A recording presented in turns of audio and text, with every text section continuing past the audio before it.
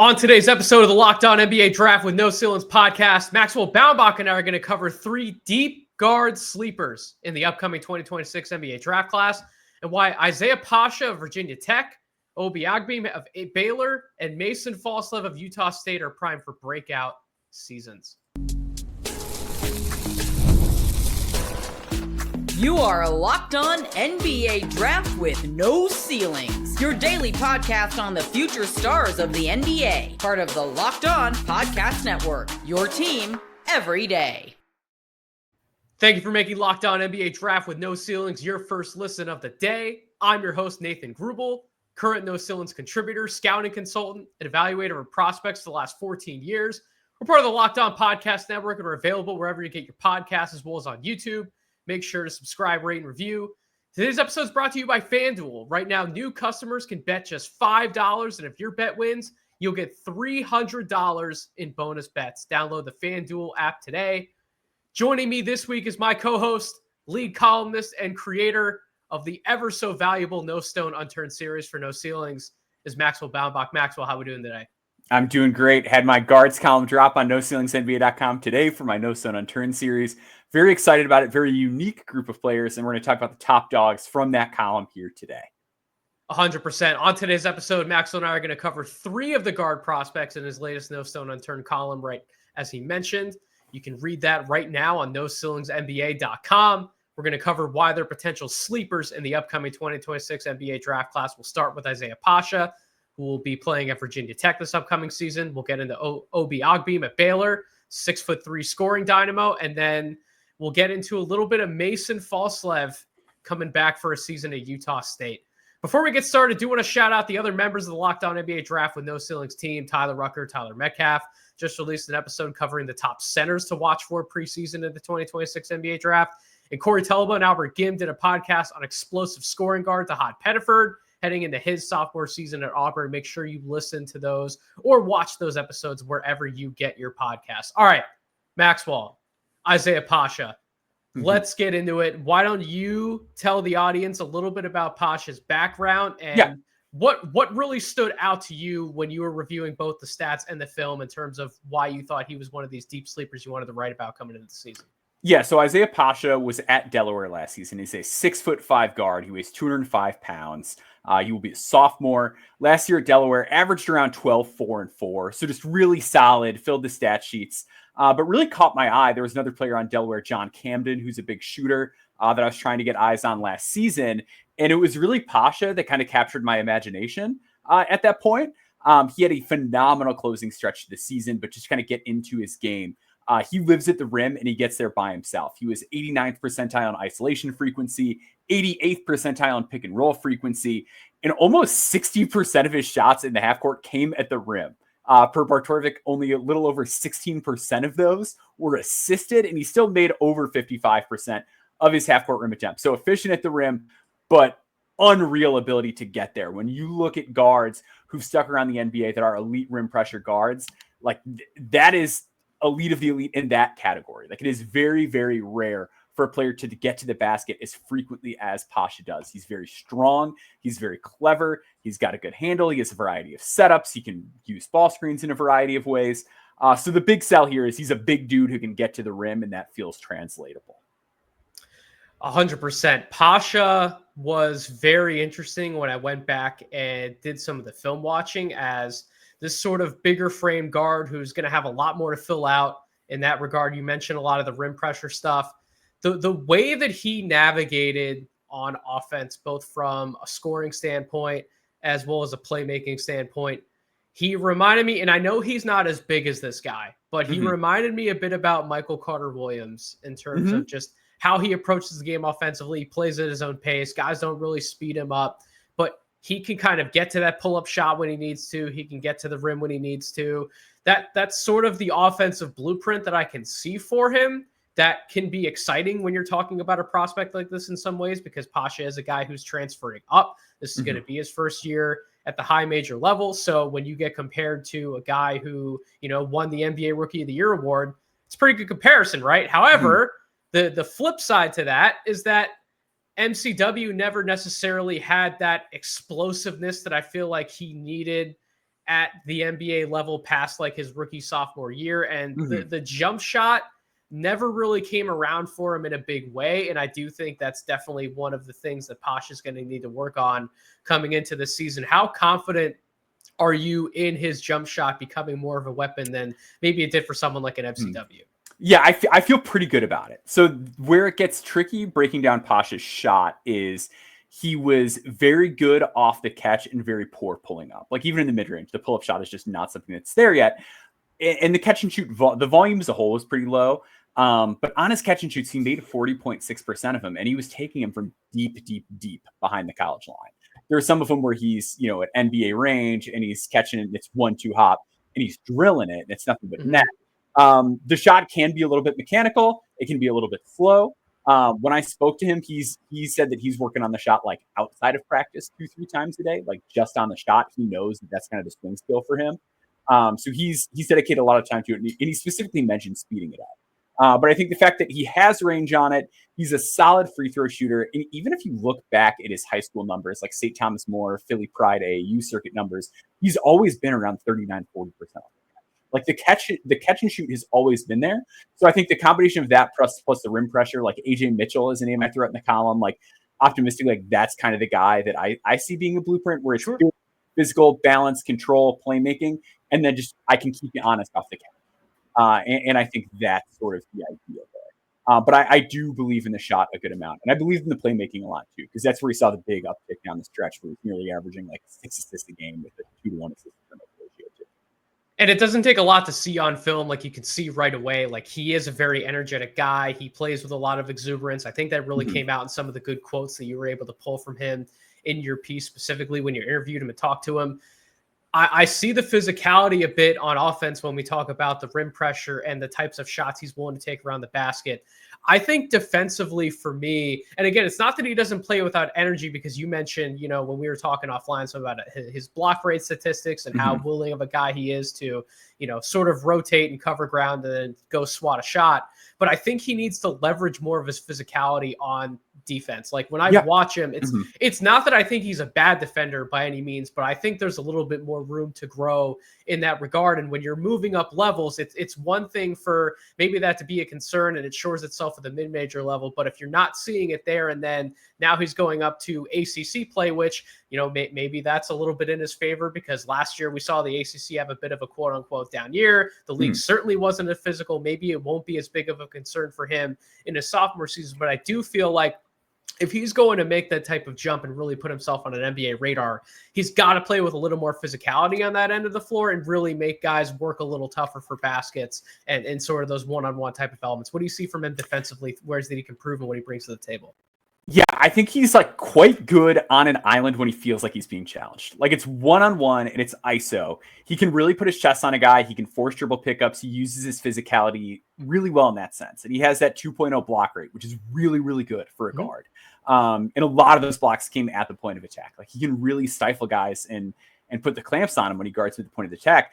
I think to your point about the physicality, I think where that can come up in particular is with screen navigation, because there's times where he will, get clipped by a screen and he'll stay connected and then he'll work his way back into play and then he'll get one of those blocks or a wall's man off. But then there's other times where he's given his guy a little bit too much room and then the screen comes and then, he's a little bit behind on the peel and his hand isn't in the pocket to get to the pass to the big man, or he didn't stay connected to his man and now he's behind the play. Like I think the physicality needs to just be more consistent. Like I think in the ball screen scenarios in particular is where I want to see more of that. I do think like weirdly it's kind of better in isolation. But once that ball screen gets involved, it's a matter of staying connected, working around it. If you do have to peel switch, making sure your hand's in the passing pocket, like little things like that to continue to be disruptive and be a part of the play, even if you do end up behind it, instead of like taking too lax of approach and then ending up behind the play. We led off with Pasha for a reason, and I think it's because out of this group of players that we're discussing today, he's the one that really stands out to us as, if everything goes right, he can enter himself into the 2026 NBA draft conversation, potentially. We're not necessarily projecting him to be in like a preseason top 60, but if everything breaks right, he's young enough. He had plenty of moments at Delaware at a lower level of play to where we saw the type of guard he can blossom into If things click for him at the high major level and he's able to mesh with a lot of interesting talent at Virginia Tech this upcoming season, like if he does burst onto a radar, what do you think it's going to be that really gets him onto that radar for scouts and evaluators alike? Yeah, I just think straight up he's Virginia Tech's secret weapon this year. Like, people are all over Neoklis Avdalas for good reason. He's like a 6'8" jumbo playmaker. That's always going to be interesting. Teams are interested in Toby Lawal because he's a 6'9" dude who's an unreal athlete and started to shoot it a little bit last year. I think Pasha can really sneak up on people because at Delaware last season, he had this gigantic playmaking burden. He had to create so much offense for his team, and he still had nearly a 59% true shooting percentage. Like, defenses were collapsing on this dude. They knew he needed to get to the rim, and he still lived at the rim, drew a ton of fouls, finished efficiently there, and like knew how to space the ball off the catch. Like, if it does click for Izaiah Pasha, whether it be this year or down the road. And the other thing is, too, he got a steal rate up down the stretch. He cut his turnover rate down the stretch. Like, he really improved across the board throughout the season. But if it does click, like, we're talking about a jumbo guard who gets to the rim whenever he wants, can keep his dribble alive, can play in tight spaces, make the right read, knock down shots off the catch, and at his best, play smothering defense. And teams are always going to be interested in that type of guard. It's a guard that there's always going to be a home for. And I think if that does click this year, even if it just starts to click this year, then maybe he's the guy that's on the 2027 mocks because people are coming for the wall. They're coming for Avdalas. Maybe those guys really pop off, but then Pasha starts to kind of creep into the conversation. I think that's a very real possibility. Couldn't have said it better myself, Maxwell. When we come back to the Locked On NBA Draft with No Ceilings podcast, Maxwell and I are going to break down the game of scoring dynamo Obi Agbim headed to Baylor. Stay tuned. Caffeine just got a flavor upgrade. 5-hour energy shots deliver tasty caffeine in 17 bold flavors. Each 2-ounce shot packs the caffeine of a premium 12-ounce cup of coffee, plus B vitamins and nutrients with 0 sugar and 0 crashes. What I love most is how portable they are. Big taste, tiny shot. You can take it anywhere and get that boost when you need it. When I'm on the road scouting games and have to make long drives after a hard day's work, I need an extra kick without all the extra jitters that I get from a typical energy drink. 5-hour energy gives me the convenient kick I need to get to and from and be ready to take on the next day without a crash. Enough with boring, flavorless caffeine. It's time to give your caffeine a flavor upgrade with 5-hour energy shots. Get the favorites you love or be bold and try something new in-store and online at www.5hourenergy.com or Amazon today. Thank you for making Locked On NBA Draft with No Ceilings podcast your first listen of the day. All right, Maxwell, let's get into our second no stone unturned guard of this podcast, the electric 6'3" combo guard, Obi Agbim, who's headed to Baylor. Maxwell, why don't you give the audience a bit about his background? What makes him so intriguing as an older prospect?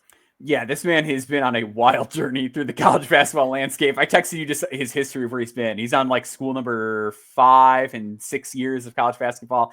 He's going to be 24 by the time the NBA season comes to next year, so keep that in mind. But I do think he's got a real shot because he's an unbelievable three-point shooter. On over 11 attempts per 100 possessions from 3 last year, he shot 43.7% from deep. Electric off the catch, obviously. Really, really good in that respect. But also just a really interesting on-ball bucket getter and shot maker. Yep. Very slithery, very quick, 35%. On his pull-up threes on over 80 attempts, he was almost 46% on mid-range pull-ups. Very shifty, very crafty, and very jittery. He is so quick and uses screens in so many ways, rejecting them, reusing them, splitting them. He's this quick mover, and he takes these long, dramatic strides in a multitude of directions. You just never really know which way he's going to go or which way he's going to jolt. He gets all the space. He really elevates on his shot. That is the big thing. He is a guy who can get himself separation on the perimeter, whether it's east, west, or backwards, really elevate and knock down an open three. And he can really pick up the low-hanging fruit as a playmaker. If something really obvious comes available, he will get it every single time. Had a 23.8 assist rate last season. And there's some movement upside as a shooter, too. He was mostly just sort of a spot-up guy or the guy initiating at Wyoming last season. Now at Baylor, we've seen how Baylor likes to play. They like to have their guards do a lot of the offensive work. But really, he's just an excellent shooter. And when he does go to the rim, he has like some sneaky bounce and athleticism. But I think it's sort of the speed, the craft, and the ability to just absolutely shoot the cover off the ball. I think he's just going to put up huge numbers at Baylor this year and get himself on the radar. He is a very interesting guard. You mentioned the age aspect. You mentioned the multi-school aspect. He's had a very interesting path to where he's gotten to now. But at the same time, when you and I are talking, it doesn't necessarily seem like it's a product of negativity. It seems like, it's just everyone's journey is different. And sometimes you end up where you end up. And the good news is he's in a much better situation now than where he's been in the past. I think it's important as often as we can to sort of come up with those stylistic comps. Like for Pasha, we gave some names like, Michael Carter-Williams and AJ Mitchell. And when you were talking to me about Obi, you mentioned the name Eric Reynolds, who was a guard that you wrote about last year for No Stone Unturned. It's like a scary comp. It's like if it goes wrong, it's going to look like Eric Reynolds. Yeah, St. Joe's guard last year was honestly not necessarily a bad college player by any means. He was like one of their top scorers, top shooters that the program's honestly had in its history. With St. Joe's is no joke of a program in the Philadelphia area. But I thought of a little bit different of a comp because when I think about Reynolds, I see the direct comparison you're making in terms of them being these bucket getters, shoot first type of guards. Reynolds, more often than I wanted him to, and it ended up being like his biggest bugaboo when we were evaluating him as a prospect, was that he'd get himself in trouble way too many times. He would always want to settle for shots over 2-3 guys, and he would just consistently get himself into trouble. I don't necessarily see that with Obi when I watch the film with him. Like, I get the aesthetic and the stylistic comp you're going for there, but I think Obi, to his credit, is a much better guy in terms of playing with pace and sort of getting to the types of shots that not only he wants, but are better for the team's offense as a whole. So if you put that aspect into it, I told you I was going to give you a fun aesthetic comp. Keep in mind that the word aesthetic is important because this guy is not nearly as tall as Obi is. He's definitely packing a little more meat on the bones when you compare their body types. But I remember a mid-major scoring dynamo that I had to go scout on the road a few years ago when I was with the scouting firm that I was with. And my boss told me, like, you have to watch this guy. Trust me, you are going to absolutely appreciate what he does on the floor. Like, this guy is a legend. He's going to get his shot at a cup of coffee in the NBA. He's going to get his chance. He may even very well make it. Was Chris Clemens out of Campbell. Ooh, I like it. Now, Chris Clemens is a 5'9" guard at 180 pounds. Huge difference there. Yeah. Obi is 6'3" at 180 pounds. But when I watched Chris, he was able to get to any spot that he wanted. He was able to get to any shot that he wanted. He himself was a prolific jump shooter. And I think if Obi's going to burst onto an NBA draft radar in the way that you're leaving the door open for when you include him in a prestigious column like No Stone Unturned, I think that's the type of potential role he might have to take on at Baylor, which isn't necessarily unheard of. I know that Baylor's going to be bringing in, a top prospect like Corey and Albert. We talked about Tunde Esafu. Like, there's going to be some dudes at Baylor, but the other aspect that we were talking about offline is, they're not necessarily the grinded out every single possession has been about defense first type of Baylor team that won the national championship a few years ago. We've seen stylistically this team wants to play up and down. They want to put the ball in the hands of bucket getters, and they want to play at an electric pace, perimeter first, jump shooting oriented attack. And I think Obi can fit in there to the point where, I could maybe see him take on a higher usage role than he's had in the past at some of these other programs. Now, I don't think he's going to push the Chris Clemens usage percentage because that was 39% by the time, they were similar ages. But I think if Obi's going to make it onto an NBA draft radar, that's the type of breakout performance he would have to have for an entire season. What do you think about that type of comp for him? Yeah, I think that's what we're looking at. Like, I think there's a possibility of it. Like, Baylor played in the FISA World University games, and he scored 20.5 points per game on really high usage. So that might be just what they do this year. So that is a real possibility. I think a lot of the concerns with Clemens are still there too, where it's the defense is not great. There's a different type of frame issue with Clemens. It's, he was stubby. With Agbim, it's that he's real thin. He weighs 100. He's listed at 178 pounds, which we always want to be skeptical of listings in general. But when you're listed at 178, that's bottom second percentile in weight in the NBA, as I put in the column. Doesn't really use his speed much at all defensively. Like a 1.9 steal rate for a guy that quick in a mid-major is always like kind of terrifying.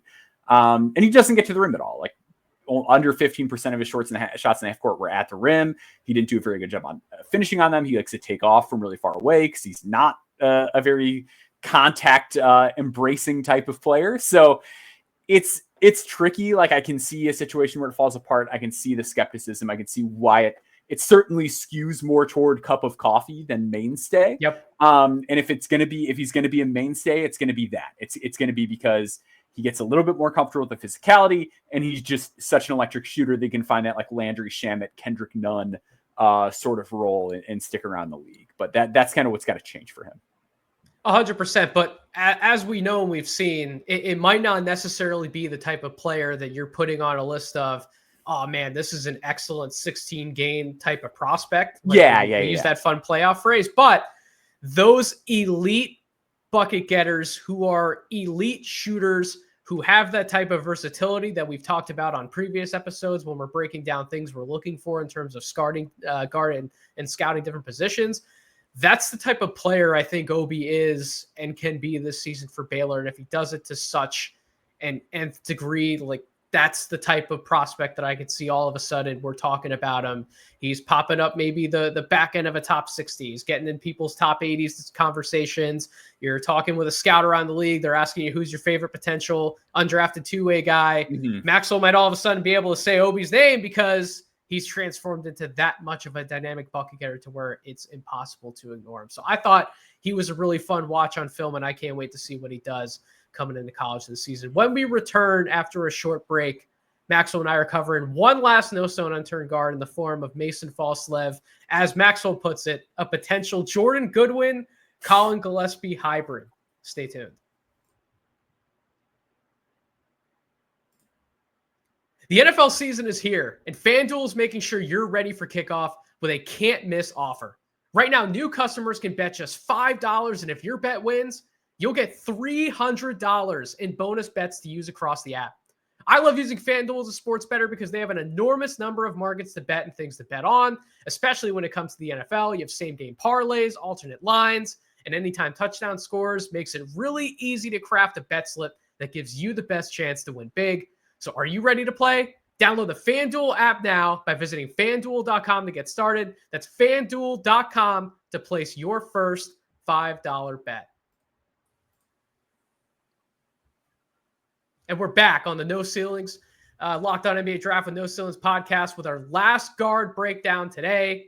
And Utah State's Mason Falslev. Maxwell, you have the floor. Give us a bit about his background. How did he get on your radar as a deep cut sleeper heading into the preseason? Yeah, he's a calculator boy darling, and I'm a calculator boy at heart. As much as I love the tape, and I'm a tape grinder, and I like the tape a lot too. We'll get to that. But Mason Falslev is a 6'4", 200-pound guard. You know I love my big burly guards. Yes, you do. It's a common body type among the guys that stick. Mason Falslev has it.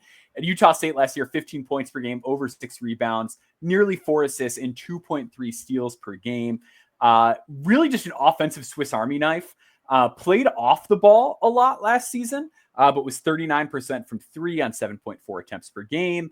Showed some promise spotting up. A lot of his shots come at the half court, come at the rim in the half court. And it's because he's really good at coming off of second side actions. They love to run him off of off-ball screens.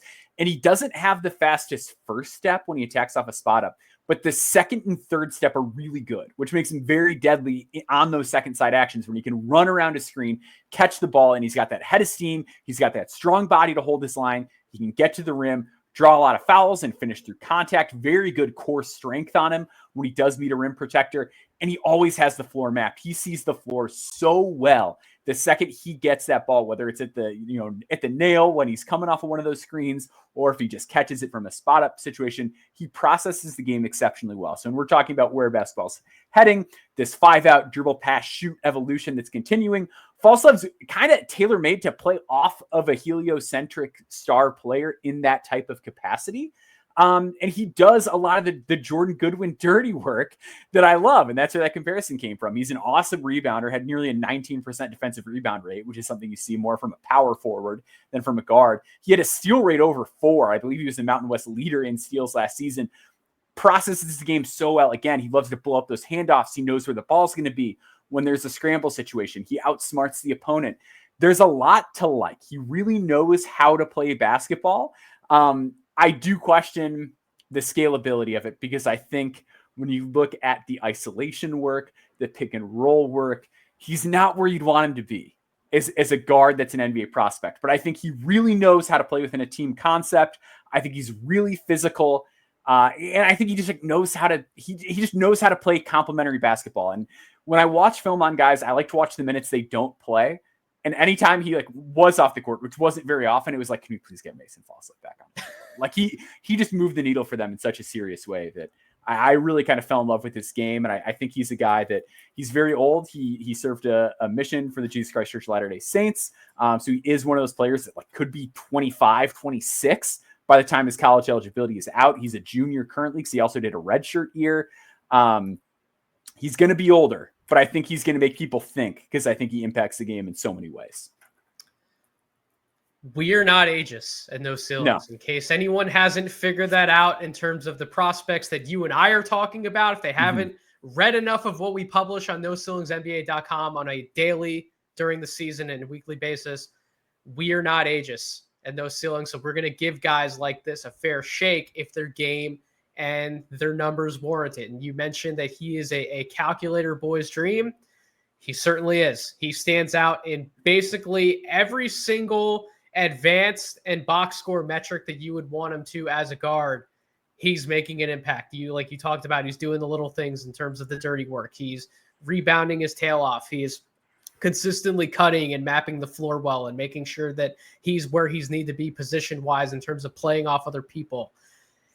The pick and roll volume, to me, that is certainly a big indicator of what's it going to take to actually get him to the NBA. Is he's going to have to take on more of that burden for Utah State. Now, you've watched more Utah State than I have. You probably have a better feel in terms of what the team's going to look like heading into this year. They were a borderline top 40 offense in college basketball last year. I remember they were on the 10 seed line. If I'm correct, they were a popular upset pick, honestly, when March Madness was rolling around last year. So this isn't an unknown program. This is a very, very good mid-major program in the Mountain West. Do you see that type of runway for him to take on some more on-ball duties this upcoming season? Do you think the roster is going to break that way for him? Is going to get more of those reps? I think it could. There's some turnover in the guard room. Ian Martinez is off to the pro ranks now. But Martinez was also sort of more of an off-ball guy. Dayton Albury, who is their backup guard, is no longer there. But Drake Allen is still there. And Drake Allen was kind of the guy that felt like he was getting the most on-ball usage out of anybody. So that's a little bit concerning. They still have Drake Allen to lean on, but the attrition to the rest of the guard room makes me think we should see him in pick and rolls more. And then even then, the reason I kind of ranked him third out of these guys in the column itself was I still just have skepticism about, even if he does get the volume, how much he can really do in a ball screen in the NBA. He doesn't have a go-to way to beat defenders. He's not overwhelmingly strong. He's not super fluid. He doesn't have a lot of shake. He doesn't have blow away speed. So even if he gets the volume and he performs a little better there, just physically, I'm a little worried about okay, well then how do you win that way in the NBA? Because even if he is going to be someone who's playing off a more heliocentric guy, it's you still need to be really good at that coming into the league if you're going to be a nominal point guard. So that was going to be where I went to next before we wrapped it on Falslev, was that when I watch him, Maxwell, I'm going to sound very casual evaluator here when I say this, but he doesn't strike fear into me. If I'm the opposing team's advanced scout and I'm putting together some notes on what Falslev likes to do, what he doesn't like to do, one of the first bullet points I'm writing down is he doesn't necessarily strike fear into me. And when we look at some of these bigger guards who have succeeded in ways that you're hoping a Falslev can, I hate to use the comp, man, but Austin Reeves is a name who would probably be thrown around as the type of absolute upside outcome for somebody like him. Austin Reeves, when he had the ball in his hands, put the fear of God into you with what he could potentially do. And I'm not saying that Falslev can't get to that type of point because you see who Austin Reeves is today in the NBA, and very, very, very few would have said that he could have gotten to where he is. And I do like the trajectory that Falslev's on as both a scorer inside the arc as well as a shooter. I think there's certainly a lot to work with there. But if he doesn't necessarily strike that fear into me athletically, if you're trying to sell someone on, well, here's who Falslev can be, like, what is that standout thing to you in terms of how he operates on the floor? Is it footwork? Is it touch? Like what's the main selling point? Like if I'm coming to you, like, I don't really know if he necessarily has the juice to make it at an NBA level. Like, what's the main selling point? You're saying, hey, Nate, you're stupid. Go back, watch the film, do your homework. This is what you need to look for. I think what I would ultimately say is, like, it would not be a physical thing. It would be a mental thing. It's just that he's really, really good at processing the game. It's that he always knows where people are. He knows what his team needs to accomplish. He knows how to accomplish that. And he knows what the other team is trying to accomplish when he's playing on defense. Like, I think this is a bet predicated on feel.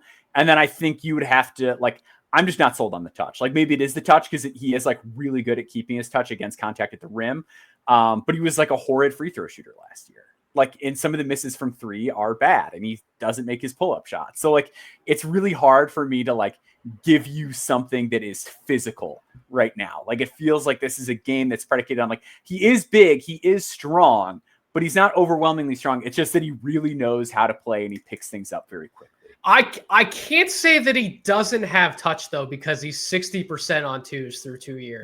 Yeah. In college at a good mid-major program. So to your point, maybe there's some more work that needs to be done with his shot, his comfort level in taking some of those attempts. Maybe there's just something really weird that goes on when he steps to the free throw line. Hopefully we see some improvements in those areas, because I do think, out of the three guards that we've talked about today, I think this was the one guy who you were a little surprised on that I wasn't the highest on. I do see the vision with him.